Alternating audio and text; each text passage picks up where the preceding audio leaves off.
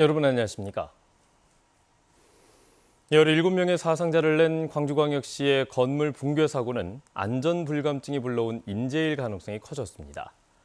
인도와 도로 바로 옆에서 5층 높이의 건물을 철거했지만 안전을 담보할 만한 대책은 없었습니다. 특히 위험성이 큰 현장에는 안전감리자도 없었습니다. 김혜린 기자가 보도합니다. 철거 중이던 건물이 무너져 덮친 왕복 7차선 도로. 이곳을 지나던 시내버스는 미처 피할 새도 없이 그대로 묻혀버렸습니다. 버스 정류장이 있어 이곳을 자주 오갔던 시민들은 늘 불안했다고 말합니다. 근데 철거를 이렇게 많이 하는데도 제대로 통제나 제재가 없어요. 사람들 밑으로 마음대로 다니고 차도로 마음대로 다니고. 차량 통행이 잦은 도로 바로 옆에서 5층짜리 건물을 철거하면서도 별다른 교통 통제가 없었습니다. 담당 구청은 바로 앞 정류장도 옮기지 않았습니다. 업체가 요청하지 않았다는 이유에서입니다. 철거에 대한 안전 문제, 안전 진단이랑 프로세스나 이런 것들을 최대한 자기들은 갖췄다 생각하고 그런 걸 요청하지 않은 걸로 보이는데요. 철거 과정을 관리 감독해야 할 감리자도 현장엔 없었습니다. 감리자가 현장에 머무르지 않아도 되는 비상주 계약을 맺고 공사가 진행됐기 때문입니다. 일단 안 계신 걸로 파악되어 있습니다. 어느 때 있어야 되고 어느 때 없어야 되는지는 이제 계약서를 봐야 되겠으나 현재까지 파악된 바로는 합동 감식에 들어간 경찰과 소방, 국립과학수사연구원은 철거 공사 중 안전 조치가 제대로 지켜졌는지 확인하고 있습니다. 철거 당시 건물의 상태, 철거 작업이 건물의 붕괴에 어떤 영향을 미친 것인지 등에 대해서 광범위하고 면밀하게 감식을 실시하여 경찰은 현대산업개발 현장사무소와 철거업체, 감리업체 등 5곳을 압수수색하고 업무상 과실치사상 혐의가 인정된 공사 관계자 1명을 입건했습니다. KBS 뉴스 김혜린입니다. 이런 가운데 건물 붕괴 사고가 나기 전 해체 계획서를 무시하고 마구잡이식으로 작업을 진행한 정황이 포착됐습니다. 건물 꼭대기층부터 한 층씩 차례로 철거하겠다고 계획을 냈지만 실제로는 그렇지 않았습니다. 김호 기자입니다.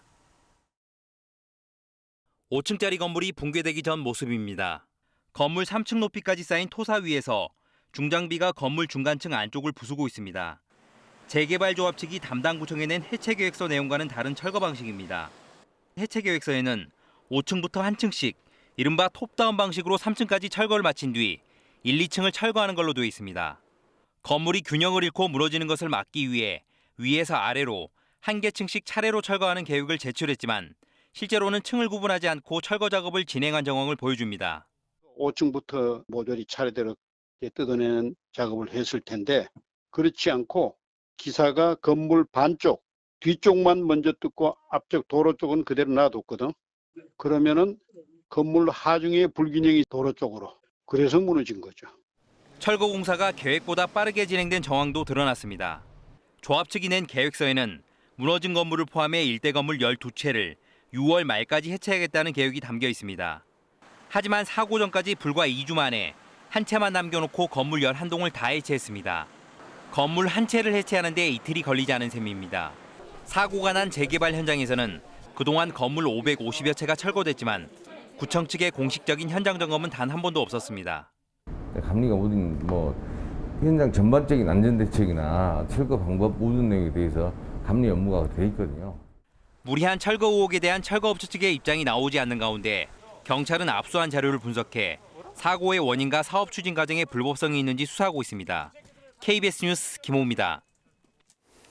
이번 사고와 관련해 문재인 대통령은 깊은 위로와 함께 신속하고 철저한 조사와 엄중한 처리를 지시했습니다.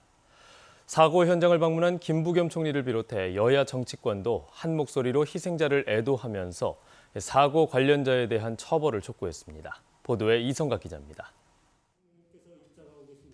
문재인 대통령이 광주시 학동 건물 붕괴 사고와 관련해 철저한 원인 조사와 책임 소재 규명을 지시했습니다.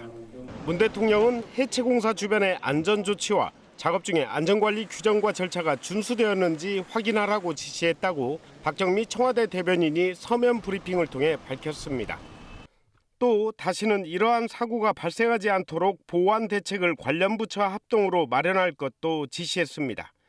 사고 현장을 찾은 김부겸 국무총리도 안타까운 사고로 국민의 희생이 발생했다며 사과하고 철저한 진상 규명을 다짐했습니다.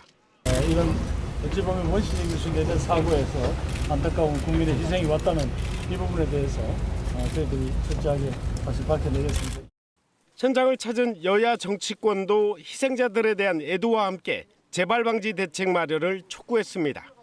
송영길 민주당 대표, 국민의힘 정운천 국민통합위원장, 정의당 여영국 대표 등은 붕괴 참사는 인재라며 또 다른 사고를 막기 위한 확실한 대안을 촉구했습니다.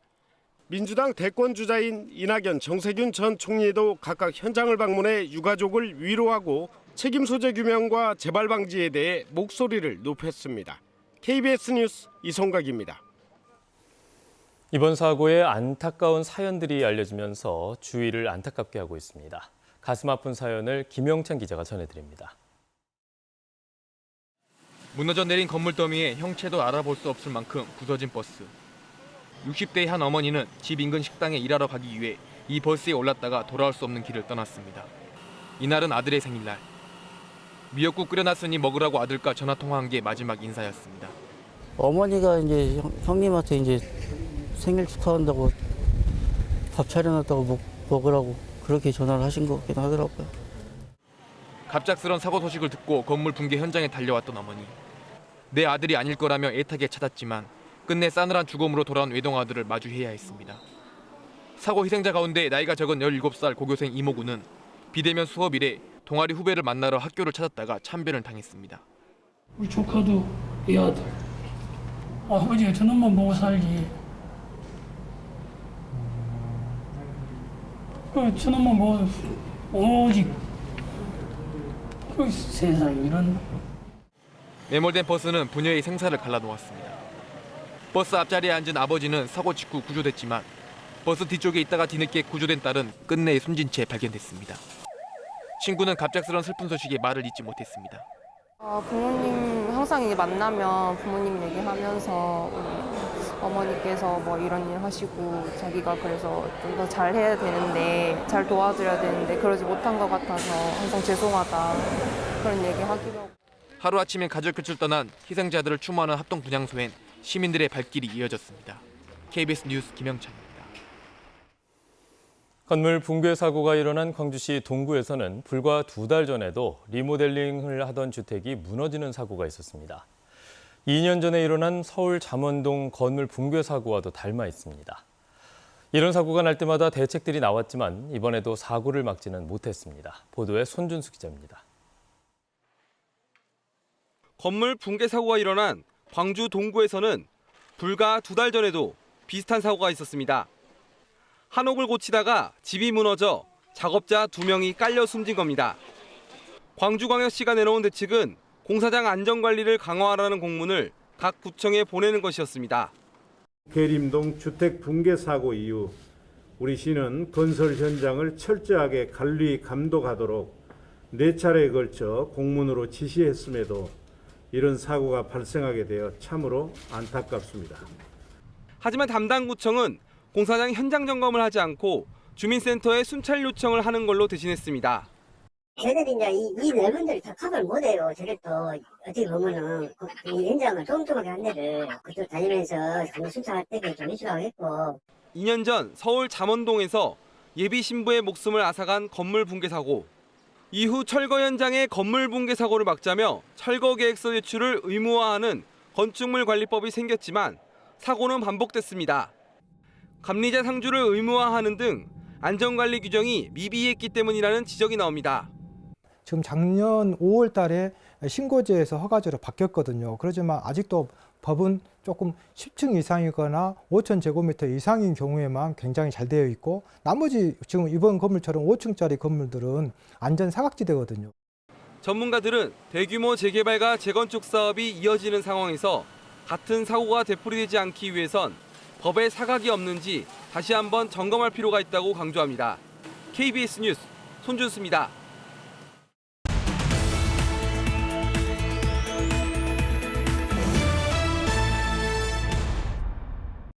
서울시와 전국 11개 지자체가 협력해 지역 연계 청년 창업을 지원하는 넥스트 로컬 프로그램이 강진군에서 시작됐습니다.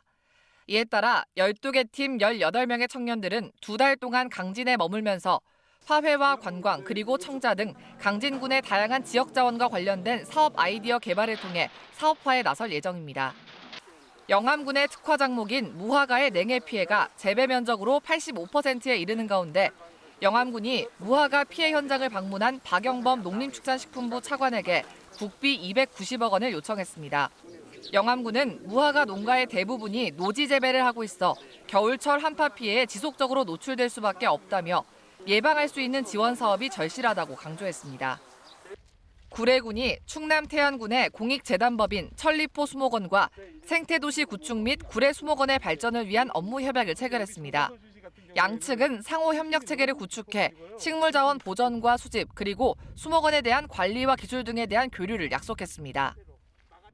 장성군이 도심의 산뜻한 이미지를 더하고 화훼 농가에 도움을 주기 위해 일상가 1화분 가꾸기 운동에 나섭니다. 장성군은 사전 수요 조사를 거쳐 참여 상가를 모집한 뒤 다음 달 정식 협약을 맺고 본격적인 화분을 공급할 예정입니다. 지금까지 단신 브리핑이었습니다. 전남 지역의 코로나19 신규 백신 접종률이 전국 시도 가운데 처음으로 30%를 돌파했습니다. 전라남도는 어제 오후 6시를 기준으로 전체 도민 185만 명 가운데 55만 5천여 명이 최소한 한 차례 이상 예방접종을 완료해서 접종률이 30%를 넘어섰다고 밝혔습니다. 한편 어제 오후 6시 기준 광주와 전남 지역에서 추가된 코로나19 신규 확진자는 2명입니다. 전라남도 의료 취약 지역에 국립대학병원 분원을 설치하고 응급의료 종사자의 임금 등 재정을 지원하자는 내용의 법률 개정안이 발의됐습니다. 더불어민주당 김승남 의원은 전남의 사망 환자 10만 명 가운데 78명이 신속한 의료 서비스를 받지 못해 숨지는 것으로 나타났는데 이는 서울 강남과 비교하면 2.7배 높은 수치라며 농어촌 지역의 열악한 의료 환경을 개선하기 위해서는 응급의료법과 국립대학병원 설치법에 관한 법률 개정이 시급하다고 주장했습니다.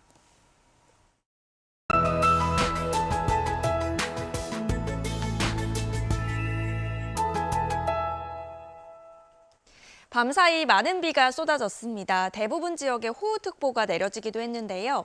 오늘 7시까지 진도와 영광, 장성 등에는 100mm 안팎의 강우량을 기록했습니다. 현재 비구름대는 동쪽으로 이동하면서 서부 지역은 조금씩 그치고 있지만 동부 지역에는 여전히 비가 내리면서 여수와 순천, 광양 등 동부 지역을 중심으로 호우주의보가 발효 중입니다. 동부 지역은 오늘 저녁까지도 시간당 30mm 이상의 매우 강한 비가 내리는 곳들이 있겠습니다. 오늘 오후까지 내리는 비의 양은 광주 전남 지역에 5에서 10mm, 전남 동부와 지리산 부근은 30에서 80mm입니다. 다음은 자세한 지역별 날씨입니다. 오늘 비가 그친 곳들은 오후에 구름이 많겠습니다. 아침 기온은 20도 안팎으로 비교적 포근하게 시작하고 있고요. 한낮 기온 광주와 화순 28도로 어제보다 조금 더 높겠습니다. 여수의 낮 최고 기온 24도, 광양 25도로 어제보다 조금 낮은 기온 보이겠습니다. 목포 26도, 강진과 장흥 28도로 서부 지역은 어제보다 기온이 조금 높은 곳들이 많겠고요. 신안을 비롯한 그 외 도서 지역은 25도에서 26도까지 오르겠습니다. 남해 서부 먼바다에는 풍랑주의보가 발효 중입니다. 오늘 낮까지 바람이 강하게 불고 물결이 최고 4m로 매우 높겠습니다. 주말 동안에는 구름이 많거나 대체로 흐리겠고요. 기온은 다시 올라서 더워지겠습니다. 날씨였습니다. 뉴스를 마칩니다. 여러분 고맙습니다.